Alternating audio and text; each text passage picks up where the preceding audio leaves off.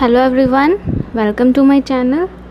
तो आज हम नंदलाल बोस जी का कंट्रीब्यूशन पढ़ेंगे कि उन्होंने नेशनल फ्रीडम में क्या क्या कंट्रीब्यूट किया। तो हमने अमृता शेरगिल और अवनिंदर नाथ टैगोर के बारे में पढ़ा था।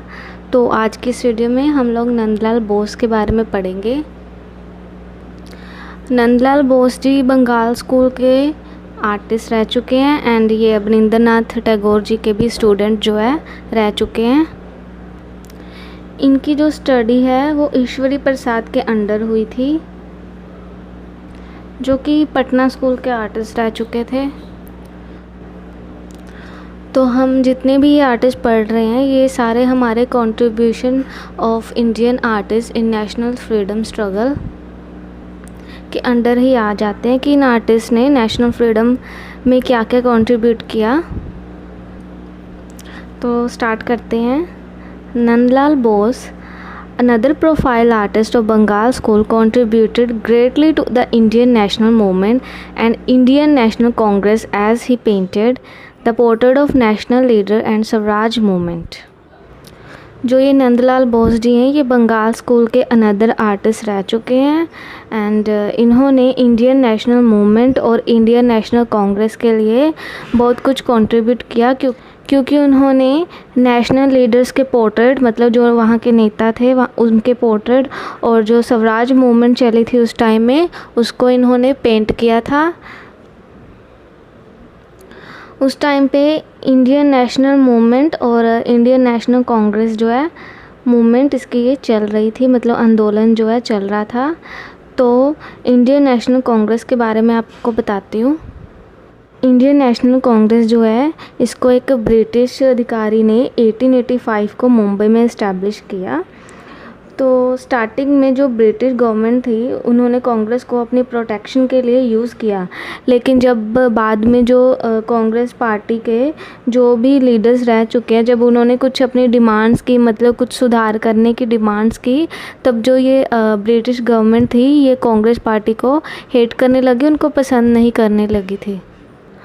तब ये मूवमेंट जो है स्टार्ट हुई थी एंड बहुत सारे लोग जो थे वो कांग्रेस से जुड़ने लगे थे फॉर फ्रीडम के लिए। एंड एक जो ये स्वराज मूवमेंट, ये एक वर्ड था स्वराज, जिसका मीनिंग है कि सेल्फ गवर्नेंस और या फिर होम रूल्स, मतलब कि खुद का राज हो, स्वराज, खुद का राज। ये इंडियन नेशनल मूवमेंट के टाइम में ये स्वराज वर्ड जो है ज़्यादा यूज़ होता था। तो फिर बाद में ये एज ए मूवमेंट जो है फेमस हो गई, जिसका मीनिंग था कि खुद का राज, मतलब स्वराज। तो इस शब्द को पहले स्वामी दयानंद सरस्वती ने यूज़ किया था। ये वर्ड तब ज़्यादा फेमस हुआ जब बाल गंगाधर तिलक ने कहा स्वराज मेरा जन्मसिद्ध अधिकार है और मैं इसे लेके रहूँगा। उन्होंने ये बात ब्रिटिशर से कही थी क्योंकि तब फ्रीडम जो है सभी लेना चाहते थे ब्रिटिशर से, तो इसीलिए उन्होंने ये कहा था कि स्वराज मेरा जन्मसिद्ध अधिकार है और मैं इसे लेके रहूँगा। तो तब ये स्वराज वर्ड फेमस हो गया था। तो उसके बाद गांधी जी ने भी 1920 में कहा था कि मेरा स्वराज भारत के लिए संसदीय शासन की मांग है जो मताधिकार पर आधारित होगा। मतलब कि उन्होंने कहा था कि मेरा स्वराज भारत के लिए संसदीय शासन की मांग है, मतलब कि उनका ये था कि महात्मा गांधी वो खुद के राज के लिए कहते थे कि जब मेरे, मतलब कि इंडियंस लोगों को संसदीय शासन, जैसे पार्लियामेंट हो गए ना जो जिसमें ये लीडर्स बैठते हैं, तो ये उसी की ये डिमांड कर रहे थे। एंड जिसका जो अधिकार है वो, जैसे वोटिंग होती है ना, तो वोटिंग में पता चल जाता है कि किसको कितनी वोट मिलती है एंड वही जो बिल होता है, कुछ भी होता है तो वो संसद में पास होता है। तो ऐसे ही वोटिंग की जाए, तो ये जो वर्ड था स्वराज तभी से ये फेमस हो गया था। He also decorated the Congress pandals at Lucknow, Faizpur, Haripur and many more. तो नंदलाल बोस जी ने कई कांग्रेस पंडाल भी डेकोरेट किए, जैसे लखनऊ में फैजपुर और हरिपुरा पैनल्स जो है ये सारे डेकोरेट किए, और उसके अलावा और भी कई थे जो उन्होंने डेकोरेट किए। To mark the 1930 occasion of Mahatma Gandhi's arrest for protesting British tax on salt, Bose created a black on white linocut print of Gandhi walking with the staff.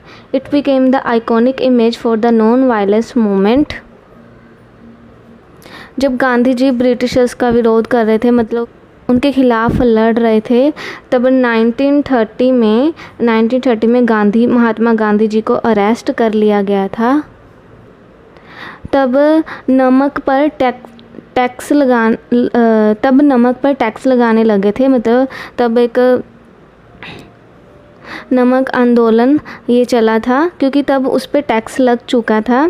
तो नंदलाल बोस ने एक स्टाफ के साथ गांधी के वाइट लिनोकट प्रिंट पर एक काला रंग जो है बनाया है। आप देख सकते हो कि ये उन्हीं का ही लिनोकट प्रिंट है, नीचे लिखा भी हुआ है। तो आप देख सकते हो कि यहाँ पे लिखा भी हुआ है Gandhi walking with the staff, a linocut print by Nandlal Bose. तो ये लिनोकट प्रिंट है जो नंदलाल बोस जी ने रेडी किया था उस टाइम पे। तब ये जो पिक्चर्स है ये नॉन वायलेंस मूवमेंट के लिए आइकॉनिक इमेज जो है बन गई थी। Despite shortage of finance, Nandlal brought the Congress pandals to life by using local material of bamboo, thatch, timber and reed etc. He got Binod Bihari Mukherjee, Prabhat Mohan Bandyopadhyay, Vinayak Masoji and Asit Kumar Haldar to assist him in this task. Nandlal's resourceful use of simple local down to earth material become a model for young designer in the years to come. उस time पे जो finance की problem जो चल रही थी, उसके बावजूद भी नंदलाल बोस ने bamboo, thatch, timber and reads और बहुत सारे मटेरियल, जो भी लोकल मटेरियल उस टाइम पे था, उसको इकट्ठा किया और उनको यूज़ करके उस मटेरियल को, लोकल मटेरियल को यूज़ करके कांग्रेस पंडाल को एक नई लाइफ दी। मतलब फाइनेंस के शॉर्टेज के बावजूद भी उन्होंने लोकल मटेरियल यूज़ करके कांग्रेस पंडाल को नई लाइफ दी। इसमें कुछ आर्टिस्ट ने भी उनकी मदद की थी, जिसमें से विनोद बिहारी मुखर्जी, प्रभात मोहन बंदोपाध्याय, विनायक मसोजी एंड असित कुमार हल्दर, ये जो आर्टिस्ट थे इन्होंने नंदलाल बोस जी की हेल्प की थी। एंड उसी के साथ जब नंदलाल बोस जी ने जो ये लोकल मटेरियल को यूज़ करके ये पैनल बनाया, तो ये आने वाले यंग डिज़ाइनर के लिए एक मॉडल का काम किया। At Haripura panel, Nandlal turned the area into a wonderful example of environment art. Gates, pillar, exhibition, cluster of stalls, thatched shelters, landscape, garden, meeting areas and residential tents were all decorated with local material of bamboo, thatch and khadi of different hues, lending the session an elegant rural atmosphere. Haripura में नंदलाल बोस ने इस area को एक wonderful example के environment की art में जो है बदल के रख दिया था, क्योंकि उन्होंने तब वहाँ पे सब कुछ डेकोरेटिव कर दिया था विद ये लोकल मटेरियल का यूज़ करके। गेट हो गए, पिलर्स हो गए, एग्जीबिशंस हो गया, स्टाफ्स हो गए, landscape, garden, meeting areas, residential tents, और इन सबको लोकल मटेरियल जैसे बम्बू, थैच और खादी के साथ डेकोरेट किया। और जो रूरल एरिया का एटमॉस्फेयर था। Subjects like hunter, musicians, bull handlers, carpenter, spinner, husking women and the modest scene of rural life including animal rearing, child nursing and cooking were skillfully depicted in the Haripura posters. Haripura poster brought out a new spirit in the field of popular culture and mass nationalism with a great vision toward community involvement. तो जो Haripura panel में जो poster बने हैं उनका subject क्या subject था उनका, जैसे हंटर, म्यूजिशियंस, बुल हैंडल, ये जो सारे यहाँ पे बताए हुए हैं ये उसके सब्जेक्ट थे। मतलब उन्होंने इन सब्जेक्ट पे जो पोस्टर है वो बनाए थे। ये जो सब्जेक्ट है उन्होंने हरिपुरा पोस्टर में दिखाए थे। Haripura poster popular culture and mass nationalism में न्यू स्पिरिट लेके आया, मतलब एक न्यू जो भावना है वो लेके आया, किसके साथ, with a great vision toward community involvement. तो यहाँ पे आपको साइड में जो ये पैनल दिख रहे हैं, ये हरिपुरा पोस्टर बाय नंदलाल बोस जी। आप देखोगे कि ये सारे ऐसे ही पैनल बने हैं जिसमें थोड़ा जो रूरल एरिया है, जो ग्रामीण इलाका है, जो गांव का सीन है, वो ज़्यादातर पेंट किया हुआ है।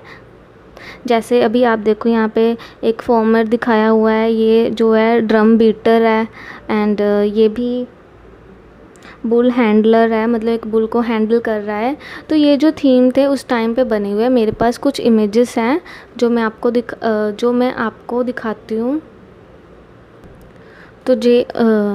तो आपको ये जो पोस्टर दिख रहे हैं ये वही हैं जिसमें कोई कुकिंग कर रहा है या कुछ कर रहा है, कोई एम्ब्रॉयडरी कर रहा है।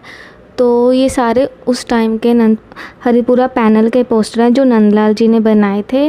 और इसको ना उन्होंने जैसे फ्लैट कलर करके तो ब्रश का सिंगल स्ट्रोक ब्लैक कलर से आउटलाइन उन्होंने लगा दी थी, एंड सिंगल स्ट्रोक से उनको कंप्लीट कर दिया। पूरा कंप्लीट इसमें शेड नहीं किया उन्होंने, बस कहीं कहीं पे कलर जस्ट ऐड कर दिया है।